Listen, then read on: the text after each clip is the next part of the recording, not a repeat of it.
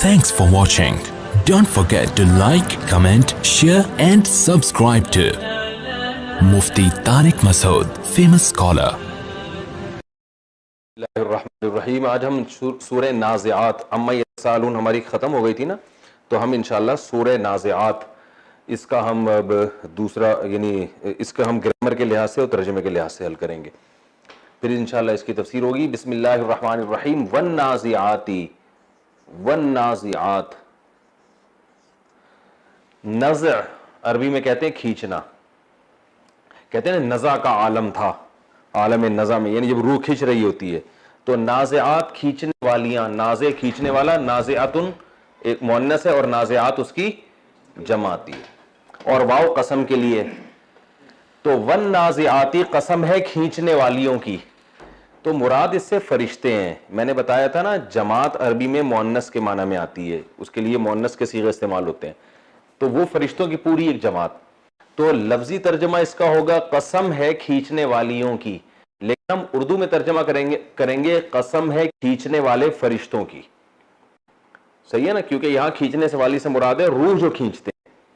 قسم ہے کھینچنے والے فرشتوں کی، غرقا، غرق ہو کر. غرق کسے کہتے ہیں؟ پانی میں گھس جانا. تو قسم ہے کھینچنے والے فرشتوں کی غرق ہو کر، یعنی وہ فرشتے جو غرق ہو کر کھینچتے ہیں.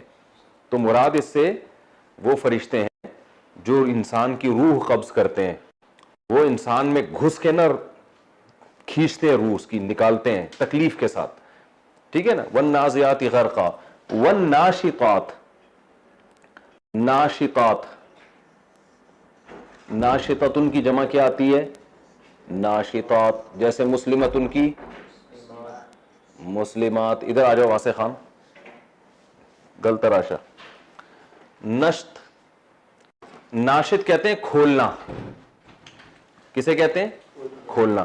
آپ نے دیکھا ہوگا لوگ یہ لفظ استعمال کرتے ہیں طبیعت میں بڑا نشاط پیدا ہو گیا، کہتے ہیں یار طبیعت آج تو بڑی نشاط ہے. نہیں کہ طبیعت کھلی ہوئی ہے.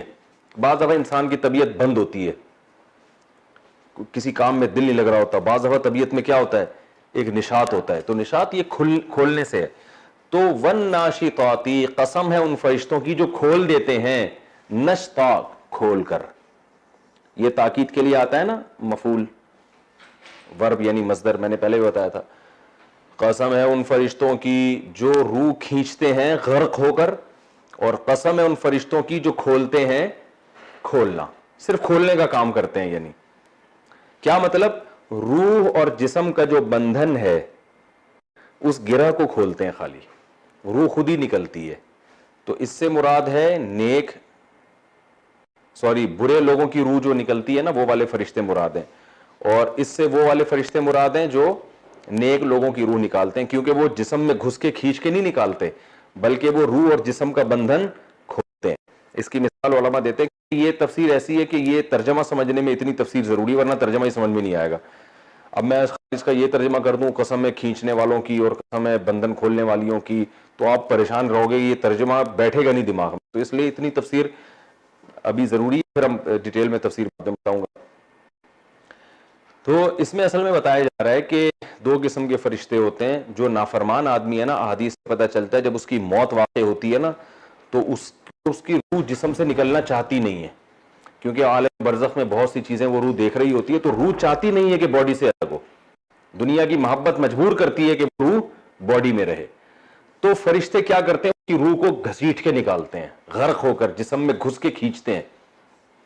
اور جو نیک آدمی ہوتا ہے جب وہ موت کا وقت ہوتا ہے، برزخ کی چیزیں دیکھ رہا ہوتا ہے، وہ اللہ کی طرف سے اکرام نظر آ رہا ہوتا ہے، اس کی روح پھڑکتی ہے، اس کی روح چاہتی ہے کہ جسم سے نکلے.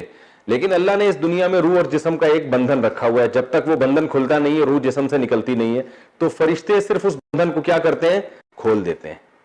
علماء اس کی ایک مثال دیتے ہیں، جیسے مشکیزہ الٹا لٹکا ہوا ہو اور اس میں پانی ہو، تو پانی تو چاہ رہا ہے نا نکلنا.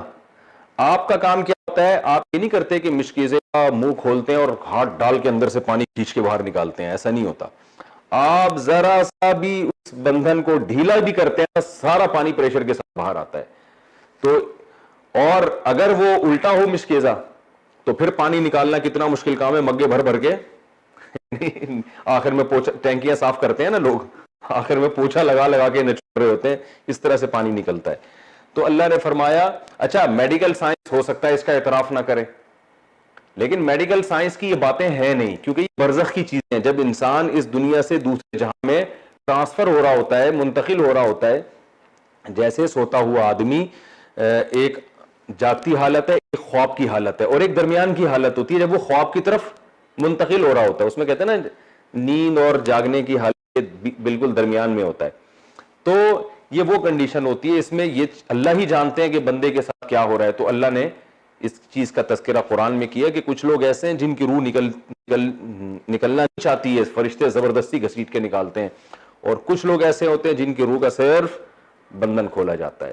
تو وہ روح چاہتی ہے کہ نکلے، وہ اس دنیا کی قید سے، اس باڈی سے آزاد ہو وہ کسی طریقے سے. تو والنازعات غرقا، قسم ہے ان فرشتوں کی جو غرق ہو کر روح کھینچتے ہیں. والناشطات نشطا، قسم ہے ان فرشتوں کی جو صرف بندھن کھولتے ہیں. فالسابقات، کیا ہے بھائی؟ والسابحات سبحا، والسابحات سبحا. سبح عربی میں تیراکی کو بولتے ہیں، کہتے ہیں سباحت. سباحت کسے کہتے ہیں؟ سوئمنگ، تیراکی. تو سابح، ادھر توجہ بھائی، سابح کسے کہتے ہیں؟ تیرنے والا، جو سوئمر ہوتا ہے. اور سابحاتن تیرنے والی، سابحات تیرنے والیاں. تو فرشتوں کے لیے میں نے بتایا نا مؤنث کا لفظ استعمال ہو رہا ہے. والسابحات سبحا، قسم ہے ان فرشتوں کی جو تیرتے ہوئے جاتے ہیں، یعنی تیر رہے ہوتے ہیں. سبحن تیرنا، یعنی زبردست طریقے سے تیرتے ہوئے جاتے ہیں. تو اصل میں فضا میں وہ سفر ایسے کرتے ہیں جیسے ایک تیرتا ہوا، کیونکہ تیرتا ہوا آدمی کے پاس کوئی رکاوٹ نہیں ہوتی بھائی. تیراکی تو سمندر میں ہی ہوتی ہے نا. سوال یہ پیدا ہوتا ہے کہ اللہ نے ہوا میں جانے والے فرشتوں کو تیرنے سے تعبیر کیوں کیا؟ یہ بلاغت ہے نا قرآن کی، حقیقت مراد نہیں ہے یہاں پہ. مطلب یہ کہ جیسے جب سمندر میں کوئی تیرتا ہے تو کوئی سپیڈ بریکر، کوئی لال بتی، کوئی نیلی بتی آتی ہے، ایسے جا رہے ہوتے ہیں نا سوئمنگ سے، کیسے مزے سے تیرتا ہوا جا رہا ہوتا ہے. تو فرشتے بھی جب اوپر جاتے ہیں روح لے کر تو تیرتے ہوئے جاتے ہیں، یہ والے بھی اور یہ والے بھی، یعنی کوئی رکاوٹ نہیں ہوتی درمیان میں. تو ہر وہ چیز جو تیز رفتاری سے سفر کرتی ہو بغیر کسی رکاوٹ کے، اس کو بھی عربی میں تیرنے سے تعبیر کر دیا جاتا ہے. جیسے متنبی کا مشہور شعر ہے، اعز مقام فی الدنا سرج سابح وخیر جلیس فی الزمان کتاب. کہتے ہیں دنیا میں سب سے زیادہ مرد کے لیے عزت والا مقام ہے تیرتے ہوئے گھوڑے کی پشت. تیرتے ہوئے گھوڑے کی پشت، وہ کیسے تگڑ تگڑ جا رہا ہوتا ہے، ٹھیک ہے نا.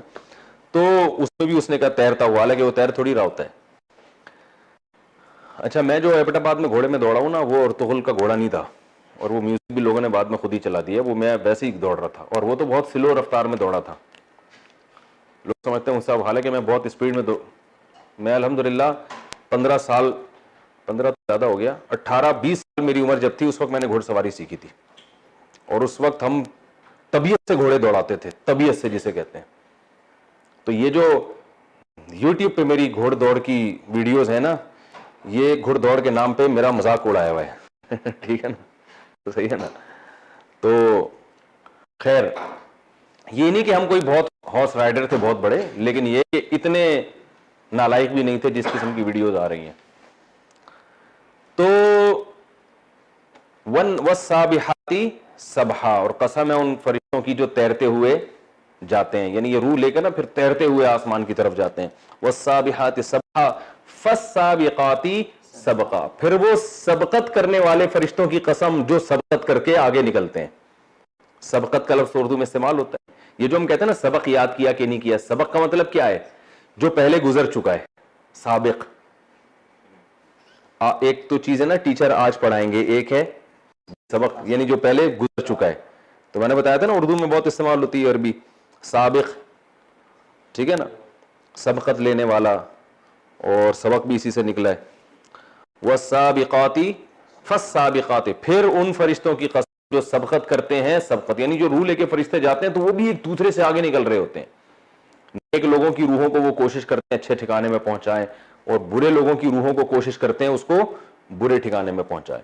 فالسابقات سبقا فالمدبرات امرا، پھر ان فرشتوں کی قسم المدبرات، مدبر آسان لفظ ہے، مسبح تدبیر، تدبیر کسے کہتے ہیں؟ تدبیر کرنا، پلاننگ کرنا، تدبیر کرنا، باب تفعیل ہے، جیسے تسبیح تو دبر یدبر، سبح یسبح، مدبر تدبیر کرنے والا، تدبر باب تفعول ہے، غور و فکر کرنا، تو مدبرتن تدبیر کرنے والی، مدبرات تدبیر کرنے والیاں، فالمدبراتی امرا، پھر ان فرشتوں کی قسم کہ جو تدبیر کرتے ہیں امرا کسی کام کی،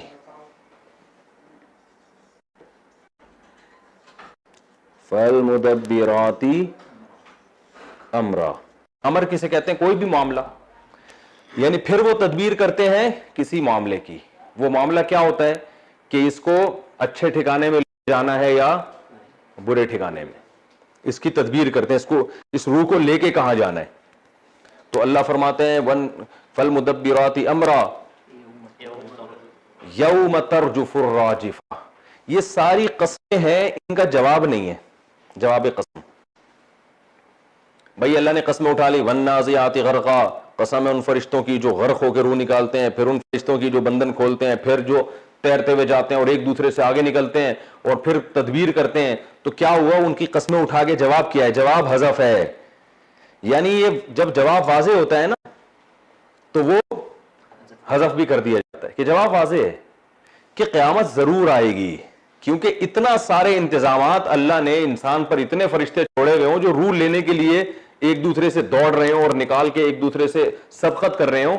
یہ سارا نظام اللہ کا بنایا ہوا، اس لیے تھوڑی ہے کہ مر کے مٹی ہو کے ختم ہو جاؤ اور کوئی پوچھنے والا ہی نہ ہو. بلکہ صاحب دیکھیں، اسلام کی بیس یہاں سے شروع ہوتی ہے، حساب و کتاب دینا ہے. اسلام اور غیر اسلام میں جو بنیادی فرق ہے نا وہ یہیں سے اسٹارٹ ہو رہا ہے. اسلام کہہ رہا ہے بھائی سب کچھ لکھا جا رہا ہے، حساب دینا ہے آپ نے، اور جو اسلام کے علاوہ ہے وہ کہتے ہیں حساب کتاب کچھ بھی نہیں ہے، بس اسی دنیا میں عدالتیں ہیں، بس یہاں مینرز ہوتے ہیں، اچھا ہے تھینک یو سے بات کر لو ایک دوسرے سے، اچھے سلوک، گڈ مینرز اور بیڈ مینرز، اس میں بھی ٹوپی ڈرامے کچھ چل رہے ہیں مارکیٹ میں، ٹھیک ہے نا. آپ اگر اچھے انسان بن کے زندگی گزاریں گے تو دنیا آپ کو یاد کرے گی. انسانی عقل کے بھاڑ میں جائے، جب مر گئے تو یاد کرے یا نہیں یاد کرے، ہم نے کرنا کیا ہے؟ تو اسلام نے ہمیں ان ٹوپی ڈراموں سے باہر نکالا ہے، گڈ مینرز اور بیڈ مینرز، یہ ٹوپی ڈرامے جو چل رہے ہیں نا انگلش میں، اسلام نے ان ٹوپی ڈراموں سے کیا کیا ہے؟ باہر نکالا ہے کہ دنیا یاد کرے نہ بھاڑ میں جائے. این ممکن ہے دنیا برے لفظوں سے یاد کرے، آخرت میں اچھا مقام ہو، این ممکن. بلکہ اسلام نے تو کہا دنیا کو یاد کرانے کے لیے اچھا عمل کرتے ہو تو تم سے بڑا بیوقوف دنیا میں کوئی ہے ہی نہیں، کیونکہ یہ دنیا بھی مسافر خانہ ہے، یہ بھی مر جائیں گے جو تمہیں یاد کر رہے ہیں. اسلام حقیقت کی بات کرتا ہے. تو چونکہ سب سے بڑا فالٹ ہی یہی ہے کہ آخرت پر یقین نہیں ہے. ساری برائی کی جڑ یہاں سے، جو اللہ کا انکار کر رہے ہیں نا ان کا بھی پہلے آخرت پر یقین نہیں ہوتا، پھر انکار کرتے ہیں وہ، پھر دلائل سے آنکھیں پھیرتے ہیں وہ. تو بل ادارک علمہم فی الآخرہ، قرآن کہتا ہے نا بل ہم فی شک منہا بل ہم منہا عمون، آخرت اصل ہے. تو یہاں سے یہ پہلی سیڑھی ہے کہ پھر انسان کو جب جواب دہی کا احساس ہوتا ہے پھر سوچتا ہے کہ خدا ہے یا نہیں ہے، پھر ایک ہے یا توحید پر ایمان لانا ہے کہ نہیں لانا، پھر اس کے حکام کو ماننا ہے. یہ سب چیزیں اس کے بعد شروع ہوتی ہیں. تو اللہ نے بتایا کہ یہ سارا ہم نے نظام بنایا ہوا ہے، ان سب قسمیں اٹھا کے ہم جو جواب قسم میں محذوف ہے کہ کیا مطلب؟ قیامت آئے گی، تمہیں حساب و کتاب دینا ہے. کب دینا ہے؟ آگے اس کا تذکرہ ہے، یوم ترجف الراجفہ. یعنی جو جواب قسم کا تھا وہ تو اللہ نے حذف کر دیا، لیکن ایک اشکال پیدا ہوتا ہے کہ اللہ قیامت آئے گی، کب آئے گی؟ اللہ نے فرمایا یوم ترجف الراجفہ، جس دن کانپنے والی کانپے گی. ترجف، رجف عربی میں کہتے ہیں کانپنے کو. رجف کسے کہتے ہیں؟ ترجفو، نظر آ رہا ہے بھائی وائٹ بورڈ؟ ترجفو تضربو کی طرح، تنصرو کی طرح، یضربو یضربانی یضربونا تضربو، ٹھیک ہے نا. تو زمین چونکہ عربی میں مؤنث ہے اس لیے یرجفو کے بجائے ترجفو، اور آگے زمین مؤنث ہے تو راجفہ کانپنے والی. رجفہ یرجفو کا معنی کانپنا، راجف کانپنے والا، راجفہ کانپنے والی، صحیح ہے نا. یوم ترجف الراجفہ، جس دن کانپنے والی کانپے گی. یعنی مراد کیا ہے؟ زمین، زمین پہ کپ کپاہٹ طاری ہوگی جب زلزلہ آئے گا قیامت کا. یوم ترجف الراجفہ تتبعها، تتبعو یہ ہے تضربو کی طرح, سمیع یسمعو کی طرح ہے, تبیع یتبعو, اتباع سے نکلا ہے. اتباع کسے کہتے ہیں؟ پیچھے چلنا. بھائی پیچھے چلنا نا, تبیع یتبعو, ہم کہتے ہیں نا فلاں کی میں اتباع کر رہا ہوں, تابع ہے وہ تو بھائی آپ ہی کا تابع ہے, یعنی جہاں جہاں آپ جاؤ گے. عربی میں طبیعہ گائے کے بچے کو بولتے ہیں, کیونکہ وہ اماں کے پیچھے پیچھے چلتا ہے. جہاں بھی گائے جائے گی نا وہ بچہ چھوٹا ماں کے پیچھے ہی چل رہا ہوتا ہے, تو اس کو کیا کہتے ہیں؟ طبیعہ. تو تابع, اتباع, صحیح ہے نا. تو تتبعو طبیعہ کا معنی اس کے بعد, یعنی پیچھے پیچھے آنا. تتبعها الرادفہ. آپ نے ایک لفظ سنا ہوگا ردیف, شاعری میں سنا ہے نا. ردیف اس کے بعد والا قافیہ جو فوراً بعد آتا ہے. اصل میں عربی میں ردفہ یردفو یا ردیف اسے کہتے ہیں سواری میں آپ کے پیچھے بیٹھا ہوا آدمی. اونٹ پہ ایک آدمی آگے بیٹھا ہے, ایک آپ کے پیچھے, تو پیچھے والے کو کہتے ہیں میرا ردیف ہے. پیچھے والے جو بندہ بیٹھا ہوتا ہے اسے کیا کہتے ہیں؟ ردیف. تو یہیں سے عربی شاعری میں یہ لفظ آیا کہ شعر کے بعد جو دوسرا شعر ہوتا ہے اسے کیا کہا جاتا ہے؟ ردیف. تو ردیف اور رادف, رادف کا معنی اس کے بعد آنے والا اور رادفہ بعد میں آنے والی. تو قیامت چونکہ مؤنث ہے نا, جو پیچھے بیٹھا ہوتا ہے اس کو ہاں جو پیچھے بیٹھا ہوتا ہے اس کو ردیف کہتے ہیں. اگلے شعر کو ردیف نہیں کہتے بھائی, اس کے بعد جو آتا ہے نا اگلا مصرع, تو ردیف اسے کہتے ہیں جو اس کے بعد ہو. ٹھیک ہے نا. تتبعها, اللہ فرماتے ہیں اس کے پیچھے آئے گی. اس کے مطلب یوم ترجف الراجفہ, جس دن کانپنے والی کانپے گی, یعنی زمین کانپے گی اس دن. تتبعها, اس کانپنے والی کے بعد کیا آئے گا؟ اس کے پیچھے پیچھے آئے گی رادفہ, وہ چیز جو اس کے پیچھے آنے والی ہے. تو اللہ نے اس کو رادفہ یعنی دوسرا سور, اس سے مراد ہے پہلا سور جب زمین اور آسمان تباہ و برباد ہو جائیں گے. اس کے بعد دوسرا سور جو پھونکا جائے گا نا جب مردے دوبارہ زندہ ہوں گے, تو اس کو رادفہ کہا گیا جو اس کے پیچھے. قرآن میں بھی حدیث میں بھی یہ بہت کثرت سے یہ مضمون وارد ہوا ہے کہ دو سور پھونکے جائیں گے, ایک اس کائنات کو تباہ کرنے کے لیے اور دوسرا سور جو مر چکے ہیں ان سب کو دوبارہ زندہ کرنے کے لیے. تو اللہ فرماتے ہیں یہ وہ دن ہوگا جس دن کانپنے والی کانپے گی. اس سے پوری زمین بھی مراد ہو سکتی ہے, پوری کائنات بھی مراد ہو سکتی ہے. تتبعها, اس کے پیچھے پیچھے آئے گی رادفہ, پیچھے آنے والی, یعنی دوسرا سور, دوسری قیامت. ٹھیک ہے نا. تتبعها الرادفہ قلوب یومئذ واجفہ. قلوب, قلوب قلوب کو کہتے ہیں. یومئذ کا کیا مطلب ہے کئی دفعہ بتا چکا ہوں, جس دن ایسا ہوگا. قلوب یومئذ واجفہ, میں نے بتایا تھا 30ویں پارے کی وکیپس تھوڑی سی مشکل ہے. ٹھیک ہے نا, تو یہ ٹینشن آپ کو باقی پاروں میں نہیں ہوگی انشاءاللہ. یومئذ قلوب یومئذ واجفہ, واجفہ بھی کہتے ہیں خفیقہ یعنی خفقان قلب, سنا ہے نا دل کا ایک تو دل ویسے ہی حرکت کرتا ہے نا, گھبراہٹ سے حرکت کرنا. اس کا میں لکھ دیتا ہوں,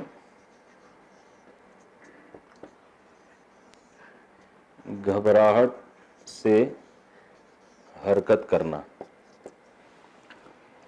قلوب, بہت سے دل, یومئذ, اس دن, واجفتن, تھر تھرا رہے ہوں گے, کانپ رہے ہوں گے خوف کے مارے. ہم اس کا ترجمہ یوں کر دیں گے خوف سے کانپ رہے ہوں گے, یہ صحیح ترجمہ ہو جائے گا.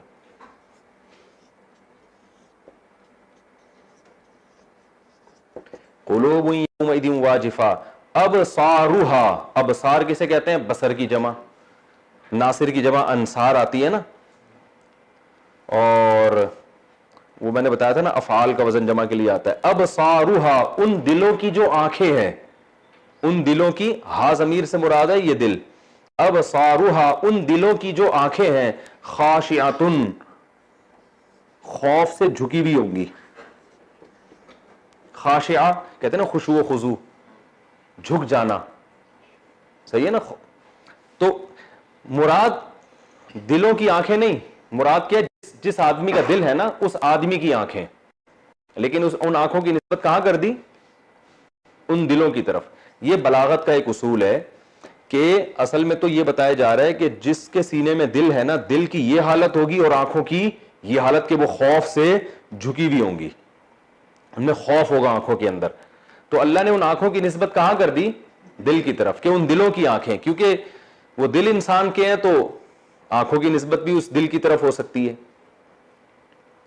اور اس میں بلاغت کا نقطہ یہ ہے کہ بھائی دل کی اپنی حالت یہ ہوگی اور دل کی جو آنکھیں ہیں جن کا دل سے تعلق ہے ان کی حالت یہ ہوگی, تو دل اور کتنا خوف زدہ ہو جائے گا کہ جس کے آثار انسان کی آنکھوں سے بھی ظاہر. بعض دفعہ ہم اتنے خوف زدہ ہوتے ہیں کہ اندر تو کانپ رہے ہوتے ہیں لیکن چہرے کے ایکسپریشن سے ہم یہ اپنا خوف چھپا لیتے ہیں. جو زیادہ جن میں کانفیڈنس ہوتا ہے نا وہ اپنا خوف چہرے سے ظاہر نہیں ہونے دیتے, دل تو گھبرا رہا ہوتا ہے. جیسے اندھیرے میں آپ قبرستان میں بیٹھے ہو, کسی کے ساتھ آپ کو اندر تو بہت ڈر لگ رہا ہے لیکن آپ ایسے شو کرتے ہو بھائی جیسے کوئی مسئلہ ہی نہیں, ہمارے تو قبرستان ہی تو آنا جانا لگا رہتا ہے ہمارا, ہوتا ہے نا ایسے. لیکن بعض دفعہ اتنا خوف انسان پر ہوتا ہے کہ وہ اپنی دل کی کیفیت کو چھپا نہیں پاتا. تو اللہ فرماتے ہیں یہ جو دل کی آنکھیں ہیں نا ان کا یہ حال ہوگا کہ یہ خوف سے خوف زدہ ہوں گی. خاشعہ یعنی ان میں انکساری ہوگی, جھکی بھی ہوں گی خوف کی وجہ سے. قرآن میں یہ بھی آتا ہے کہ آنکھیں پھٹی ہوئی کھلی ہوئی ہوں گی, بعض جگہ قرآن میں یہ بھی آتا ہے. تو وہ دونوں میں تضاد اس لیے نہیں ہے کہ یہ دونوں خوف کی کیفیتیں ہیں.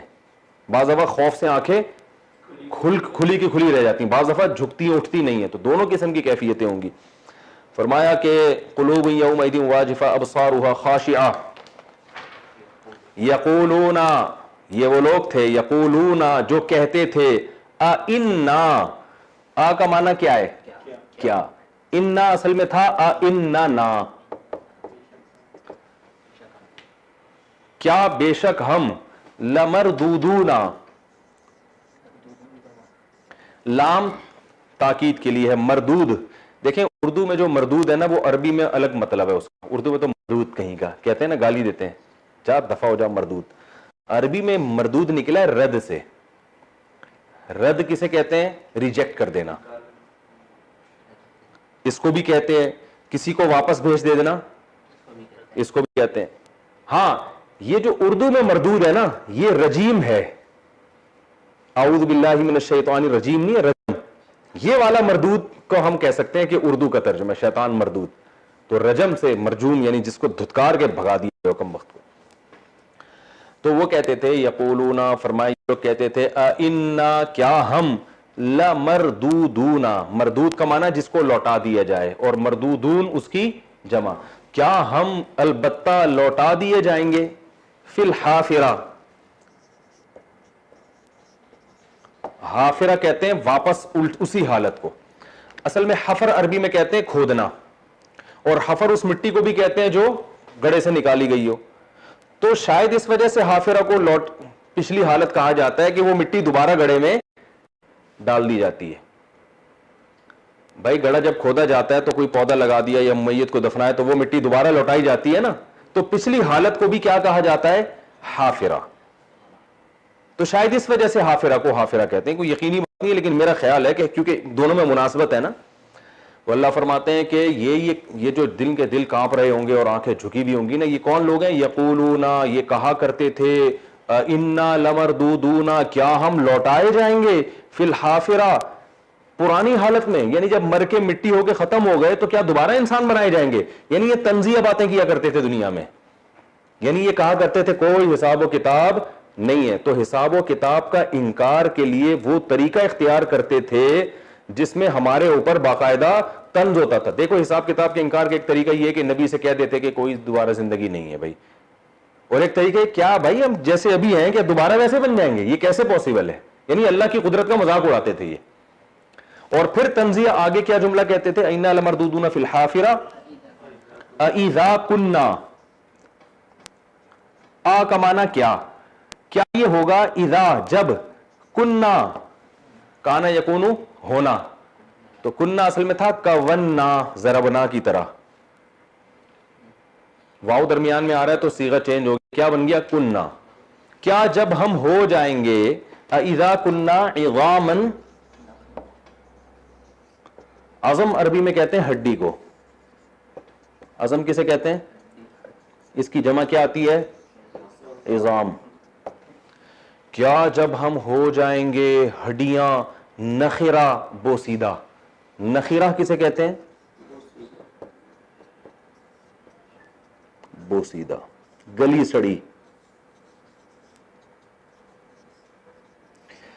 قرآن پڑھ کر انسان کا ایمان تازہ ہوتا ہے. دیکھو یہ مضامین ہیں جو قرآن کے ہیں.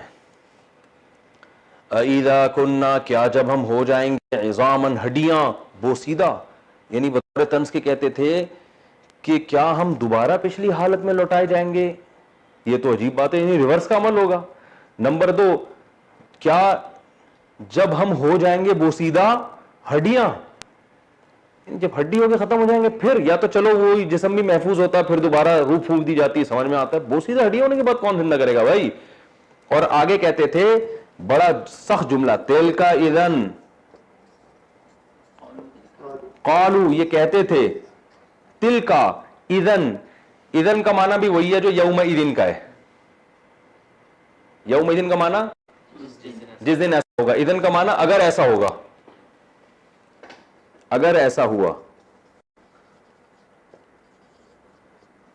اذن جو ہے نا ایک تو ہوتا ہے اذا اور ایک ہوتا ہے اذن. اذن کا معنی اگر ایسا ہوا. قالو, یہ بھی یاد رکھیں اذن کا معنی کیا ہے, اگر ایسا ہوا. جہاں بھی قرآن میں آئے گا نا یہ مطلب ہے. قالو تو یہ کہتے تھے اذن اگر ایسا ہوا, یعنی ہم دوبارہ زندہ کیے گئے. تل کا, قالو کہتے تھے تل کا, یہ بات. تل کا معنی کیا ہے, اشارہ کر کے کہہ رہے ہیں یہ جو بات آپ نے کی ہے نا, ہم بوسیدہ ہڈیاں ہو جائیں گے دوبارہ زندہ ہو جائیں گے, اگر ایسا ہوا تو یہ عمل جو ہے نا کرتن. کرتن کا معنی لوٹنا. کررہ کسے کہتے ہیں, لوٹنے کو. یہ لفظ بھی اردو میں استعمال ہوتا ہے, مکرر کہتے ہیں نا, مکرر ارشاد شاعری میں کہتے ہیں نا مکرر, یعنی دوبارہ اس کو لوٹائیں. تکرار, ویری گڈ, تکرار. تو کررہ کسے کہتے ہیں, دوبارہ لوٹنا. قالو تو وہ کہتے ہیں تل کا اذن اگر ایسا ہوا تو کرتن, یہ جو لوٹنا ہوگا خاسرہ, بڑے خسارے والا لوٹنا ہوگا. خاسرہ کسے کہتے ہیں, خسارے والا. کیا مطلب, جیسے ہم کسی کو سمجھا رہے ہوں بھائی, ایک آدمی بات نہ مان رہا ہو آپ کی, آپ اس سے کہیں بھائی تم جو کچھ کر رہے ہو نا اس کی بڑی سخت سزا ہے حکومت میں, یعنی یہ جو تم جرم کر رہے ہو, خفیہ کیمرے لگے ہوئے ہیں اور تمہیں پکڑ کے لے جائیں گے, پھانسی پہ لٹکا دیں گے, اور آپ مان ہی نہیں رہے, آپ کہہ رہے ہیں کوئی کیمرہ ویمرہ نہیں ہے, اور آپ بالکل اس کی بات کو اہمیت ہی نہیں دے رہے, اور آپ جرم پہ جرم کرتے چلے جا رہے ہو. وہ آپ کو سمجھا رہا ہے تو آپ کہہ رہے ہو یار اگر میں پکڑا گیا بڑا نقصان ہو جائے گا. بھائی پھر تو کیا ہو جائے گا, ہے بھائی, اگر واقعی یہ کیمرے لگے ہوئے ہیں پھر تو بڑا ہی نقصان ہو جائے گا بھائی, پھر تو ہم لٹکے جائیں گے. یعنی اس میں مقصد آپ کا یہ ہوتا ہے کہ یہ بتانا ہوتا ہے کہ کوئی نگرانی نہیں ہو رہی, کیونکہ اتنا بڑا نقصان تو ہو نہیں سکتا نا. تو یہ سمجھ میں آ گیا. یعنی وہ یہ کہتے تھے کہ دنیا میں اتنے جرائم ہو رہے ہیں, ہم لوگ بھی شرک بھی کر رہے ہیں, اور کون اللہ کی اطاعت کرتا ہے بھائی. تو وہ کہتے تھے بھائی اگر یہ واقعی حساب و کتاب ہے پھر تو بڑا ہی بہت زیادہ نقصان ہو جائے گا. مطلب بتانے کے یہ کہ اتنا نقصان ہمیں ہو سکتا نہیں ہے, اتنا تھوڑی جیسے آپ بتا رہے ہیں کہ ایسے حساب و کتاب ہوگا. تو وہ ایک طنز کے طور پر اس طرح کا لب و لہجہ اختیار کرتے تھے کہ قالوا تلک اذن کرۃ خاسرہ, کہ یہ تو پھر اگر ایسا ہوا تو یہ تو لوٹنا بڑا خسارے والا لوٹنا ہوگا, یہ تو بڑا ہی نقصان ہو جائے گا ہمارا. یعنی ایک مذاق اڑاتے ہوئے, یہ تو بھائی بہت ہی زیادہ نقصان ہو جائے گا. مطلب یہ کہ اتنا نقصان ہمیں ہو نہیں سکتا. تو اللہ فرماتے ہیں یہ اس طرح کی باتیں دنیا میں کیا کرتے تھے. تلک اذن کرۃ خاسرہ فانما ہی زجرۃ واحدہ. اللہ فرماتے ہیں انما کا لفظ پہلے بھی آ چکا ہے, انما یہ تو محض ایک, انما ہیا یہ جو قیامت ہے, زجرۃ, عربی میں زجر کہتے ہیں ڈانٹ کو, زوردار ڈانٹ ہوتی ہے نا جب آپ کسی کو آواز مار کے خاموش کراتا ہے, تو یہاں مراد ہے وہ زوردار آواز سور کی جسے اللہ نے ڈانٹ سے تعبیر کیا, کیونکہ وہ خطرناک آواز ہوگی, لوگ دہل جائیں گے. اللہ فرماتے ہیں فانما ہی زجرۃ, یہ ایک زوردار آواز ہوگی, واحدہ, صرف ایک آواز ہوگی. دوسرا سور مراد ہے اس سے. فَإِذَا هُمْ بِالسَّاهِرَةِ, فَإِذَا اچانک, یہ یاد رکھو. فَإِذَا کے ساتھ جب فا آتا ہے نا تو بسا اوقات اس کا معنی کیا ہوتا ہے, اچانک. کیا معنی ہوتا ہے, اچانک. فَإِذَا هُمْ, اچانک یہ سب کے سب, بالساہرہ, چٹیل میدان میں ہوں گے. ساہرہ میدان کو کہتے ہیں. یعنی اللہ فرماتے ہیں کہ یہ لوگ کہا کرتے تھے, کم وقت کہتے تھے, اِذَا كُنَّا عِظَامًا نَخِرًا, ہم جب بوسیدہ ہڈیاں ہو جائیں گے, مر جائیں گے, لمردودون فی الحافرہ, دوبارہ یہ امر ریورس ہوگا, اور پھر یہ کیسے عقل میں آتا نہیں ہے. تو اللہ نے فرمایا کہ ایک آواز ہوگی, اللہ کی قدرت ہے یہ, فَإِذَا هُمْ بِالسَّائِرَةِ, اچانک سارے مردے نکل کے کھلے میدان میں جمع ہوں گے. پہلی دفعہ بننے میں تو 9 مہینے کا پروسیس ہے نا ماں کے پیٹ میں, دوسری دفعہ بننے میں ایسا نہیں ہے. اللہ فرماتے ہیں تم ہماری قدرت کو چیلنج کر رہے ہو کہ کیسے ہوگا, تو یہ ایک آواز ہوگی جس میں سارے جو ہے نا نکل کے ہمارے سامنے حاضر ہوں گے. فَإِذَا هُمْ بِالسَّاهِرَةِ, آگے اللہ نے فرمایا هَلْ أَتَاكَ حَدِيثُ مُوسَىٰ, اے مخاطب, حل کا معنی کیا ہوتا ہے, کیا, عطا کا, عطایا تھا اصل میں, عطایا کا معنی ضربہ کی طرح آنا, حل عطایا کو عطا پڑھتے ہیں. حل عطا کا, کیا تمہارے پاس آئی ہے, جو بھی قرآن کی تلاوت کرنا نا اسے اللہ خطاب کرنا, کیا تیرے پاس آئی ہے حدیث موسیٰ, موسیٰ کی خبر. یعنی تاریخی کتابیں اٹھا کے دیکھو, یہی باتیں پہلے بھی لوگوں نے کی ہیں. ان کا اثر دیکھو اللہ نے کیا کیا ہے. فرعون اور اس کے جو حواری تھے, مصر میں ان کی بڑی حکومت تھی, موسیٰ علیہ السلام نے یہی کچھ سمجھایا تھا کہ موت کے بعد دوبارہ زندگی ہے. فرعون نے یہی تکبر کیا, کوئی زندگی نہیں ہے اور سب کچھ میں ہی ہوں.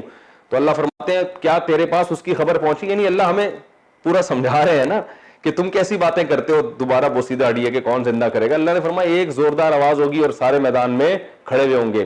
اگر اس طرح سمجھ میں نہیں آیا اللہ کے بتانے سے, تو اللہ فرماتے ہیں کیا تمہارے پاس موسیٰ کی خبر آئی ہے. کیسا انداز ہے قرآن کا, جیسے ہم کسی کو سمجھا رہے ہو نا, وہ بھائی وہ ایسا ہے, وہ ویسا ہے, وہ ویسا ہے, آپ کہہ رہے یار میں نہیں مانتا اس کو, تو آپ بتائیں وہ وسیم بھائی کا پتہ ہے تمہیں, ہے بھائی سلیم کا پتہ ہے اس کے ساتھ کیا کیا تھا اس پہلوان نے, تو جا کے ذرا معلومات لوگوں سے لو, تو تمہیں یعنی عقل سے بات سمجھ میں نہیں آ رہی تو نقل سے سمجھ میں آئے گی, واقعات سن کے سمجھ میں آ جائے گی بات. اللہ فرماتے ہیں حل اتاک حدیث موسیٰ, کیا تیرے پاس قصہ ہے, واقعہ آیا ہے موسیٰ کا. اذ ناداہ ربہ, اذ اس وقت, اذ کا معنی کیا ہوتا ہے جب یا اس وقت. نادا, نادا اصل میں تھا نادیا, زاربا کی طرح, زاربا یزاربو مزاربتن, نادیا ینادیو منادیتن, جس کو پڑھا جاتا ہے نادا منادی, ٹھیک ہے نا, ینادی. تو نادا کا معنی ہوتا ہے پکارنا, ندا کرنا. اذ نادا ربہ, جب موسیٰ کے رب نے اس کو پکارا تھا, بالواد, اذ ناداہو, جب اس موسیٰ کو پکارا اس کے رب نے, بالوادی, وادی وادی کو کہتے ہیں دو پہاڑوں کے درمیان, بالواد المقدس طوا. اللہ فرماتے ہیں جب موسیٰ کو پکارا اس کے رب نے مقدس وادی میں جس کا نام کیا تھا طوا. کیا تمہارے پاس وہ واقعہ آیا ہے کہ موسیٰ کو بھی رب نے پکارا تھا. وہ کیا پکارا تھا, اذهب, اذهب کیا ہے, امر ہے, اضرب مار تو, ہے نا, تضریبو سے پورا بتایا تھا نا, بار بار تھوڑی بچوں کی طرح ایک انگلی پکڑ کے ایک ایک لفظ سمجھاتا رہوں گا. اذهب, ذهب یذهب کا معنی ہے جانا, اذهب جا, اذهب الى فرعون, اے موسیٰ جا فرعون کی طرف. اذهب الى فرعون انه, بے شک اس فرعون نے کیا کیا ہے, طغا, طغایا طغیان سے, بڑی سرکشی کی ہے, بہت بڑا سرکش ہے. اے موسیٰ جا تو اس فرعون کے پاس. اذهب الى فرعون انه طغا فقل, فا کا معنی پھر قل کا معنی کیا ہے, کتنا ٹائم رہ گیا, فقل جا کے کہ حل لکا, حل کا معنی کیا, لکا کا معنی تیرے لیے, حل لکا تیرے لیے, الا اس بات کی طرف, ان کا معنی کیا ہوتا ہے کہ, میں نے پہلے بتایا تھا کہ یعنی جسے انگلش میں دیٹ کہتے ہیں نا, ہی سیڈ دیٹ, اس نے کہا, کیا کہا, دیٹ کہ, میں نے کہا کہ, جو کچھ کہا ہوتا ہے نا دونوں میں لنک کا کام دیتا ہے یہ. فقل, فرعون سے کہے, حل لکا, کیا تیرے لیے, یعنی تیرے لیے کا مطلب کیا تجھے اس بات میں رغبت ہے, تو انٹرسٹڈ ہے اس بات میں. حل لکا یہ ایک محاورہ ہے, یوں سمجھ لیں کہ ایک محاورے کے طور پر, حل لکا کیا تیرے لیے یہ پسندیدہ چیز ہے, حل لکا کیا تو رغبت رکھتا ہے, الا اس بات کی طرف, ان تزکا, تزکا اصل میں تھا تزکیا، کیا تھا؟ تکلفہ کی طرح. تزکیہ کسے کہتے ہیں؟ پاک کر دینا. زکوٰۃ کو زکوٰۃ اس لیے کہتے ہیں نا، مال کو پاک کر دیتی ہے، اور اردو میں استعمال ہوتا ہے تزکیہ نفس. تو تزکا باب تفاعل میں جب یہ جاتا ہے تو پاک ہو جانا. فقل اے موسیٰ تو فرعون سے کہہ، ہل لکا کیا تو انٹرسٹڈ ہے اس بات میں؟ کس بات میں؟ الا اس بات میں، ان کہ تزکا کہ تو پاک ہو جائے، یعنی تیرے یہ گناہ کیا ہو جائیں؟ معاف ہو جائیں. جو تو ظلم کر رہا ہے اور جو تو یہ کچھ تو نے کیا ہوا ہے، تو اب بھی موقع ہے، اللہ تجھے بخشنے کے لیے تیار ہے. کیا تو اس بات میں دلچسپی رکھتا ہے کہ تو کیا بن جائے؟ ایک پاکیزہ زندگی تیری ہو جائے. کیونکہ انسان کو خود احساس ہوتا ہے نا میری زندگی پاکیزہ نہیں ہے. تو موسیٰ علیہ السلام نے اس کو کہا کیا تو یہ چاہتا ہے کہ تو پاک زندگی گزرے تیری؟ اگر تو یہ چاہتا ہے تو میں تجھے راستہ بتاتا ہوں. فقل هل لك الى ان تزكى واهديك.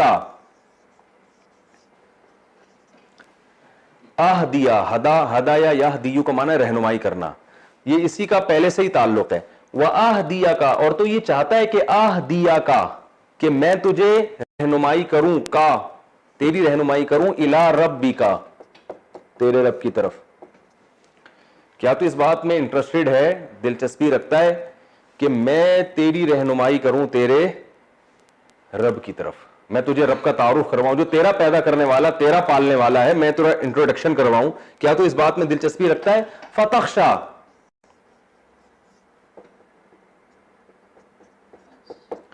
تخشا تخشیو تضریبو کی طرح نا، اس سے کیا فائدہ ہوگا؟ تخشیو، تیرے دل میں خوف پیدا ہو جائے گا، خشیت پیدا ہو جائے گی، کیونکہ ابھی تجھے خدا کا تعارف نہیں ہے جس نے تجھے پیدا کیا. تو اس بات میں دلچسپی رکھتا ہے. یہ ایک نرم انداز سے سمجھانے کا طریقہ ہوتا ہے نا، آؤ ہم تمہیں ایک ایسی چیز، ایسا راستہ دکھاتے ہیں، بھئی تم اس پر آؤ گے تو یہ فائدے ہوں گے. تو اے فرعون میں تجھے ایسا راستہ بتانا چاہتا ہوں جس سے تو پاکیزہ انسان بن جائے گا، اور میں تیرے رب کی طرف تیری رہنمائی کروں گا. فتخشا، جس کے نتیجے میں تیرے دل میں خشیت پیدا ہو جائے گی، اللہ کا خوف پیدا ہو جائے گا، کیونکہ اب تک کیوں نہیں ہے؟ تجھے رب کا تعارف ہے نہیں. وَأَهْدِيَكَ إِلَىٰ رَبِّكَ فَتَخْشَىٰ فَأَرَاهُ. بس یہ آخری آیت، ارا اصل میں تھا ار آیا. ار آیا کا معنی دکھانا. پہلے ہی میں بہت ڈیٹیل میں بتا، رما کی طرح پڑھتے کیا ہے؟ ارا. فَأَرَاهُ، اللہ کہتے ہیں دکھایا موسیٰ نے، ہو اس فرعون کو، الآیا نشانی، الکبرا. اکبر کی مؤنث کبرا آتی ہے، جیسے ازربو کی زربا، تو آیا مؤنث ہے نا، تو اکبر کی مؤنث کیا آئے گی؟ کبرا. تو موسیٰ نے دکھائی اس فرعون کو نشانی بہت بڑی، معجزہ بھی دکھایا کہ میں واقعی اللہ کا پیغمبر ہوں. اور وہ معجزہ کیا تھا؟ لاٹھی کا اشدھا بنانا. یہ تو بہت اختصار سے ہے نا، قرآن میں دوسرے مقام پہ بہت تفصیل سے. تو یہ آج اتنا کافی ہے، 40 منٹ ہمارے پورے ہو گئے. اگلے 10 میں انشاءاللہ سورت کمپلیٹ کر کے اس کی مختصر تفسیر بیان کریں گے. اللہ سمجھنے کی، عمل کی توفیق عطا فرمائے. بھائی قرآن سنا کریں اس نیت کے ساتھ کہ عمل بھی کرنا ہے ہم نے، صرف تفسیر برائے تفسیر نہیں ہونی چاہیے. اللہ ہمارے ایمان کو بھی مضبوط کرے اور پھر ہمارے عمل میں بھی جان پیدا کرے.